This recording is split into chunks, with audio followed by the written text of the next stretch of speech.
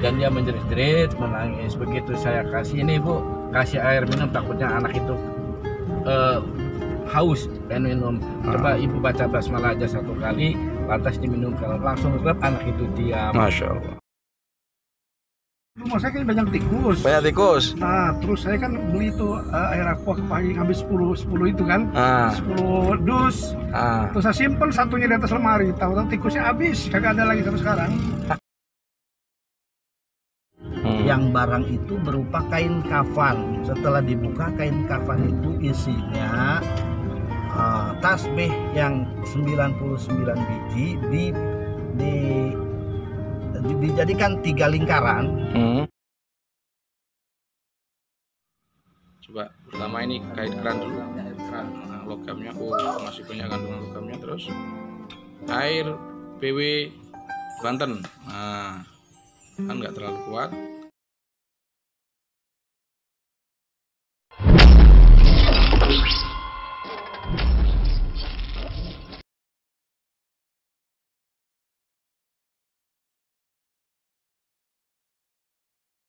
Assalamualaikum warahmatullahi wabarakatuh.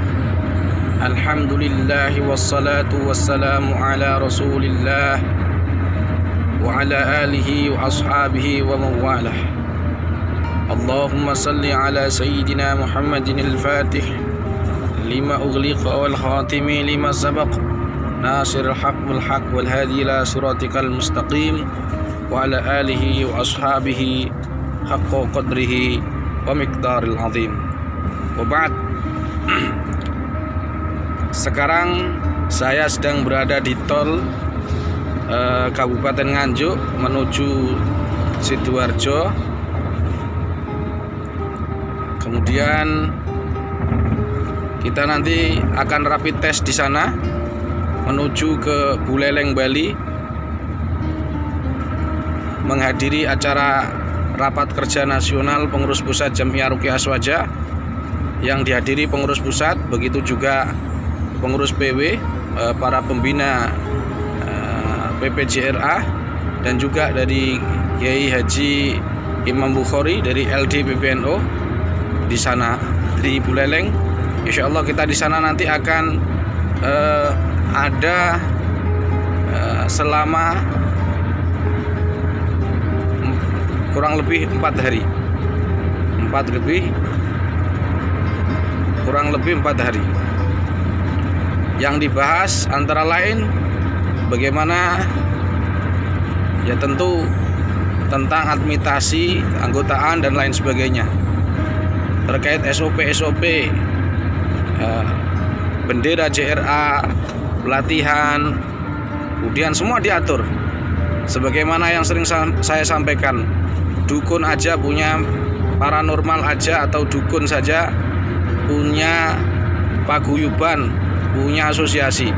Masa suatu kebaikan seperti peruqyah tidak ada jamiahnya, tidak ada adanya, tidak ada tempatnya, tidak ada jamiahnya. Maka al-haqqu bila nidhamin saglibul batil binidhamin. Kebaikan yang tidak diatur akan dikalahkan dengan kebatilan yang diatur. Kita tahu bersama bahwa jika satu daerah tidak ada peruqyahnya, kebanyakan itu santet merajalela. Bahkan sebagian mereka terkena sihir tanpa merasa, atau bahkan melakukan sihir tersebut karena tidak terlalu paham dengan definisi sihir, cara bekerjanya sihir, kemudian apa saja yang bagian dari sihir. Sebagaimana dulu saya ketika pelatihan di Merangin, pelatihan diikuti oleh 70 orang, 11 orang terindikasi kasus sihir.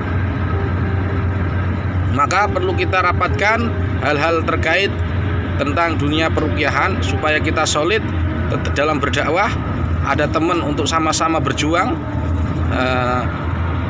mendakwahkan bahwa Al-Quran ini memang syifa. Sebagaimana Allah katakan, qul huwa lil ladzina amanu hudan wa syifa.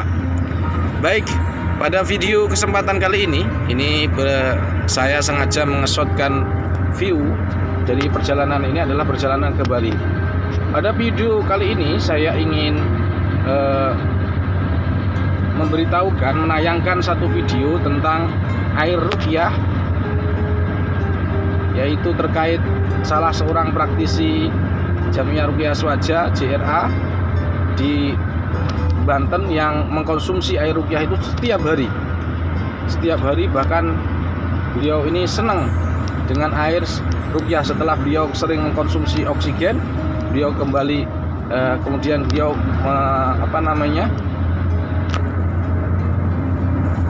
beliau tidak minum lagi. Bahkan ada yang air ruqyah itu dibuat untuk mengusir tikus. Ada pula air ruqyah diminumkan air orang yang rewel, dan ada pula air ruqyah itu dijadikan ketika minum dukun pun minta air ruqyah tersebut. Bagaimana videonya dan apa sih sebenarnya komponen-komponen atau elemen-elemen baik bacaan atau secara elemen kadar airnya, isinya apa saja? Berikut video sekilas tentang air ruqyah JRA. Selamat menyaksikan.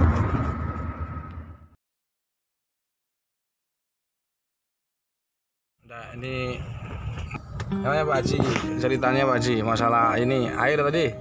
Terus Pak Haji sendiri konsumsi saya banyak konsumsi. Saya sekeluarga mengkonsumsi air ruqyah ini karena manfaatnya katanya lebih luar biasa dibandingkan dengan merek-merek yang lain.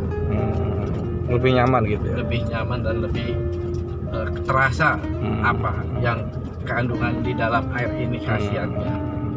Jadi sangat berguna dan manfaat bagi tubuh. Kan sekarang banyak pesaingnya seperti oksigen itu kan lebih mahal harganya. Itu oksigen itu harganya 30.000, 40.000. Itu mahal. Ya kita minum aja lah air ruqyah ini. Dengan kita membantu para JRA yang di wilayah kota itu, kita membantu dengan cara membeli airnya ini. Semoga apa yang kita diminum dan kita keluarkan nyawa itu bermanfaat. Amin.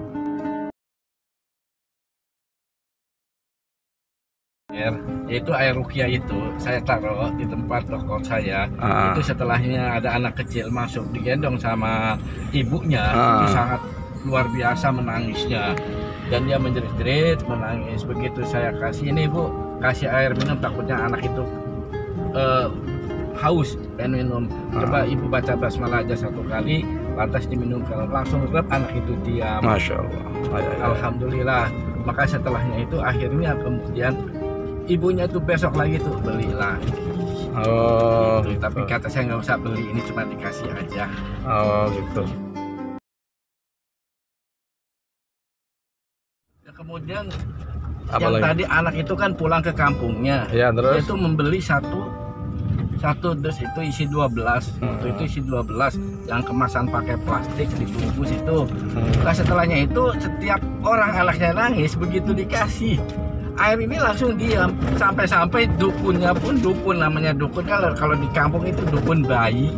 Dukun bayi itu kalau setiap anaknya nangis itu kan pasti bawanya ke dukun itu. Ya. Begitu dibawa dukun, dia tuh dukunnya tuh pesennya air ini, air ruqyah JRA ini. Makanya beli air buat siapa? Kok banyak amat belinya 3 dus.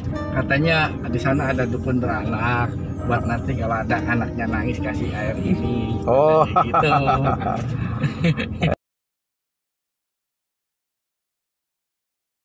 Itu Gus, dulu kan rumah saya kan banyak tikus. Banyak tikus. Nah, terus saya kan beli itu air aqua pagi ngambil 10 itu kan. 10 dus.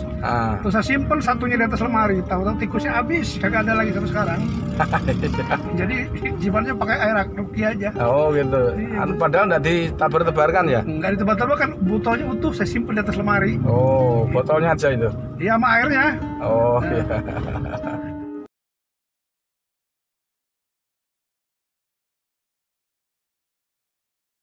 Air ruqyah itu ceritanya gimana untuk nemuin buhul? Itu ceritanya bagaimana itu? Ada salah satu marki saya karena saya tidak ada waktu, akhirnya saya kasih suruh mengkonsumsi air ruqyah. Saya kasih 5 botol. Saya kasih instruksi sebelum diminum baca Fatihah pada iyyaka na'budu wa iyyaka nasta'in diulang 7 kali sebelum meminum, dan diusahakan 1 botol harus habis 1 hari. Ketika baru 3 hari, baru 3 botol, belum habis baru 3 botol. Hari ketiga itu ada anak kecil menghantarkan sesuatu barang. Yang barang itu berupa kain kafan. Setelah dibuka kain kafan itu isinya tasbih yang 99 biji dijadikan 3 lingkaran, ikatan gitu ya. 3 ikatan gitu. Kemudian ada ikatan seperti ikatan kepala orang, dan si kain kafannya diikat seperti pocong gitu. Masya Allah. Setelah itu dilumpuhkan, artinya dibuang oleh saya, dilarung ke sungai yang besar. Alhamdulillah si marki tersebut sehat. Keluhan awal adalah tidak bisa jalan. Allah. Tidak bisa jalan, tidak bisa jalan, ngosel seperti yang ditarik-tarik kakinya. Alhamdulillah sekarang sudah sehat. Kanan. Alhamdulillah barokah air ruqyah. Ya, insyaallah. Oke. Ya, terima kasih atas persaksian dan kesaksian. Wa kafa billahi syahida. Sekarang ukur perbandingan aqua siapa ini air ruqyah kita. Terus kemudian ini yang di Banten kita akan cek pakai TDS meter. Bagaimana nanti hasilnya? Ini air apa ini? Keran. Ikan ya. Oke. Keran. Coba lihat posisinya. Masih 0 semua. Ya. 0. Terus tadi tulis ini sekarang 593 keran. Kalau keran 593. Terus kemudian air ruqyah Banten posisi 0 ya. Posisi 0. Oh ya, 0.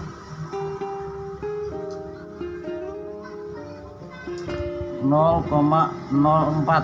0,04. Oh iya. Posisi 0. Bentar, belum kelihatan. 0 ya, terus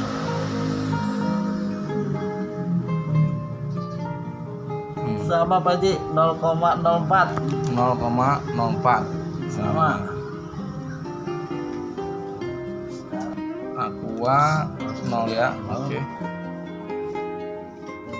Berapa itu? 114.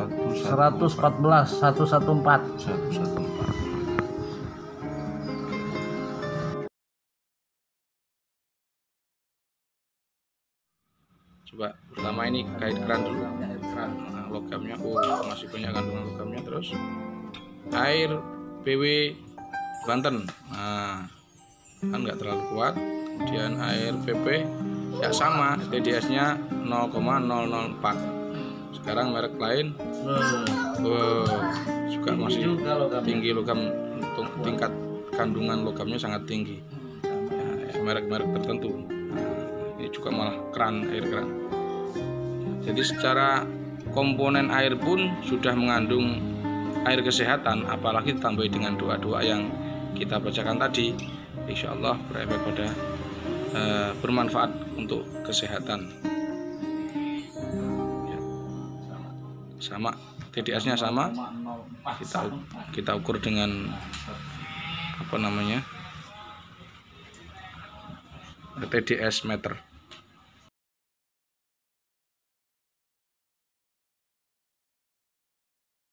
Sebenarnya saya mau ngasih tip.